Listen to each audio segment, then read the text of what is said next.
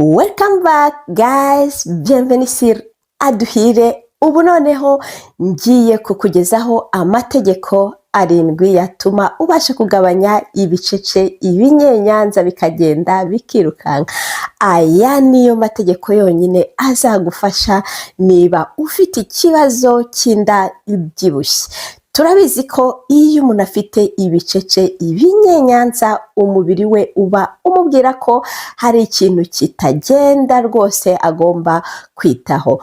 Muri icyo kintu kiba kitagenda, ibyo bintu biba bitagenda akenshi ni ibintu bibiri, ariho umusemburo w'isukari uringaniza isukari mu mubiri uba utagenda neza, cyangwa se umusemburo umanaginga stress, umusemburo wa stress witwa cortisol. Iyo misemburo insulin na cortisol, ibintu byose ukora ugomba kubitagetinga. Niba ari insulin, uburyo uri bugende ukayishyira ku murongo, uwo musemburo ukawushyira ku murongo, ntago ndi bukugezeho muri iyi video kuko ndashaka ko iba ngufiya. Niba ubyifuza ubibaze muri comment, ndahita mbikubwira by'umwihariko. Nimba kandi ari cortisol, byose ni kimwe, ubibaze muri comment. Ubundi iyo misemburo numara kuyitagetinga uzahita. Itegeko rya kabiri rero ni itegeko ryoroshye cyane, kandi naryo ni itegeko ukorera ubuntu, ntiri gusaba amafaranga, nta mbaraga nyinshi bigusaba, ni ukugenda umaze kurya. Impamvu uzagenda umaze kurya nuko nk'uko mubizi, iyo umuntu amaze kurya hari isukari yihuse ihita igenda ikajya mu mubiri. Iyo sukari yihuse ugomba guhita uyirukana ikagenda burundu pe. Mu bantu twakoranye amadayati batashyize icyo kintu mu bintu byabo, mu buzima bwabo, muri disipurine yabo ya buri munsi, bashyire kugenda mu buzima bwabo bwa buri munsi uko bamaze kurya. Ni urugero, nimba umaze kurya ako kanya urangije rwose wijuse umeze neza, ugahita ugenda, umubiri ukoresha za mbaraga zihuse wari wakiriye zivuye mu biryo.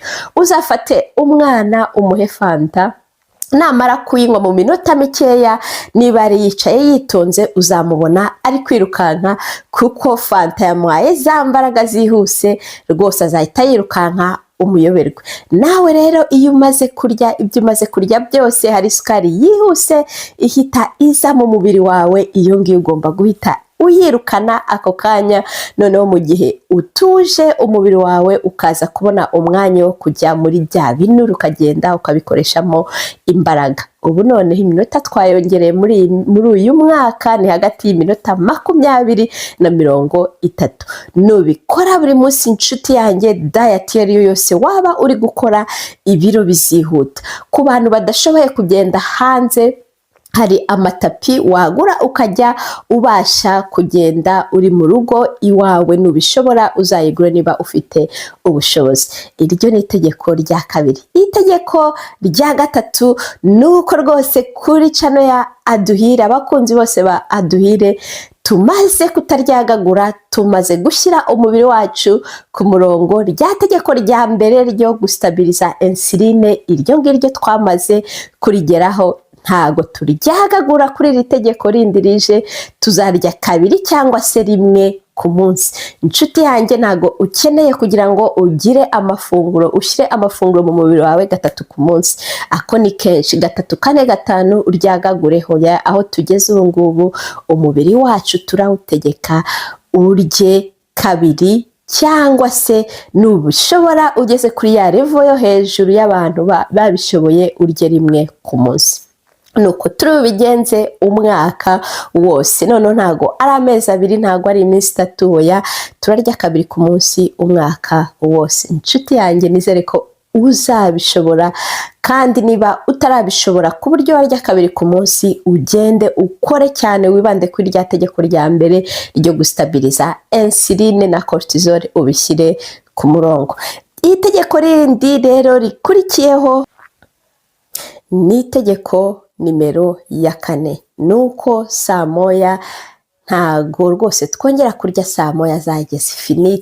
Finito, ibintu byo kurya dutinze saa 4 sangahe, hoya byarangiye. Saa moya ku bantu bafite ubuzima busanzwe, abantu badakora amajoro, abantu rwose baba baryama ya masaha asanzwe, wenda barakora bakajya saa 11 bakarangiza akazi mu masanga ye bakaryama saa yine saa moya rwose finito, nta bintu byo kuba uri mu masahani saa yine. Uri umuntu w'umugabo, uri umuntu w'umusore ukuze, umuntu w'umugore, umuntu w'umukobwa ukuze, oya ibyo twabihariye abana cyangwa se abantu batajijutse. Saa moya ujye uba warangije kurya. Iri ni itegeko rikubiyemo ibintu byose, kuko nurya kare umubiri wawe uzagenda ubone igihe ukoresha bya binure byawe, kuko nk'uko tumaze kubimenya nta formule magique, nta muti uri magique uzagufasha uretse discipline.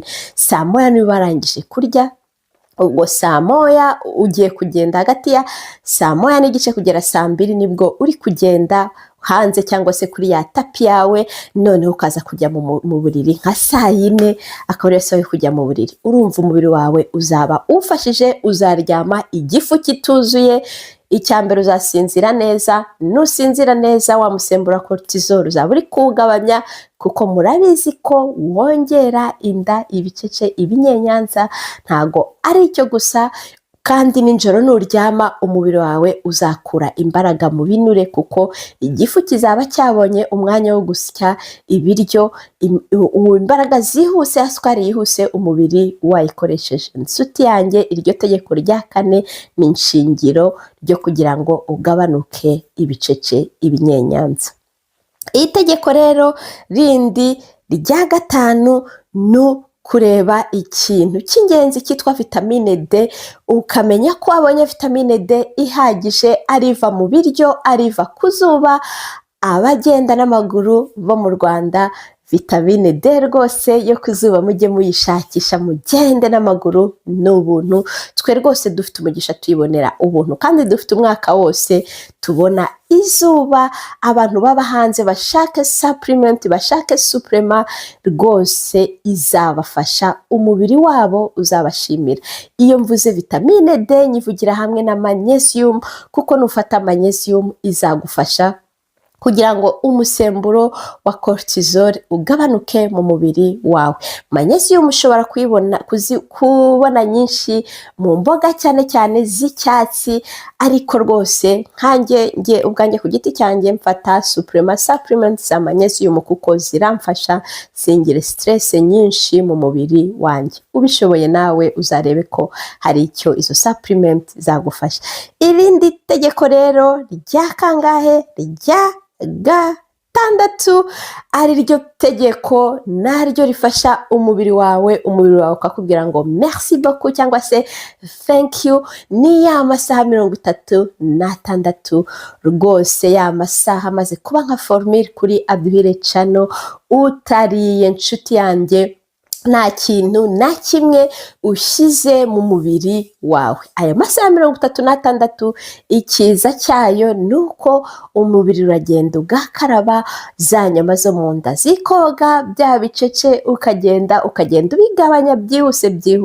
Iryo tegeko rero rya 6, amasaha 36 tuzajya tuyakora 2 mu kwezi, bibe rwose intego yacu y'umwaka wose. Ubundi urebe ngo umwaka urarangira dusa neza, umubiri wacu ukadushimira kubera imbaraga ufite, ubwiza, fresher, ukambara ugatebeza, ugasa neza rwose. Iri tegeko rya 7 ari ryo tegeko abantu benshi banga, baba badashaka no kumva, ni ukureka inzoga umwaka wose. Inzoga rwose ndabizi zituma abantu basabana, abagabo bakabasha kuganira, ndetse n'abagore nuko tukabasha kuganira, ariko iri ni itegeko. Niba ushaka kugabanya ibice cy'ibinyenyanza, ni itegeko ugomba gushyira mu buzima bwawe bwa buri munsi rwose. That's not a big deal. Umwaka umwe wonyine utanywa ku nzoga, utanywa ku gasembuye, njye ku bwanjye ndumva ari ibintu byoroshye, kuko umubiri wawe uzagushimira, uzakubwira ngo thank you, merci beaucoup rwose, kuko umwaka wose maze ntanywa inzoga, umubiri wanjye hari ibintu rwose byiyongereye. Umubiri wanjye wagabanyije inda, ibicece, ibinyenyanza. Murabizi ko mpora mbivuga kenshi, iyo usomye ku nzoga umubiri ugenda ukirukana za nzoga byihuse kuko uba uzi ko ari uburozi bwinjiye mu mubiri.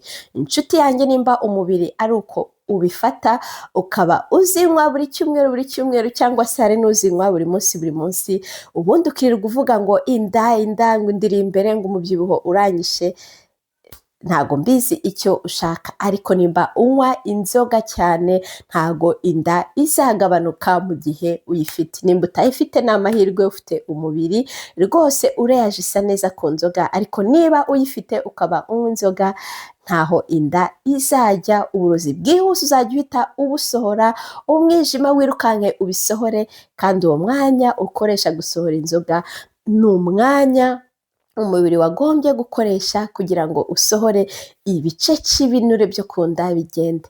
Iryo ni itegeko, nuryubahiriza rwose umubiri wawe uzaza ukagushimira. Inshuti yanjye rero, ayo mategeko 7 nizere ko yagushimishije, by'umwihariko niba yagushimishije ushyireho like, ushyireho comment, ubundi turi kumwe muri video yindi butaho. Ciao, bizu, nshuti zanjye, ndabakunda cyane, bye.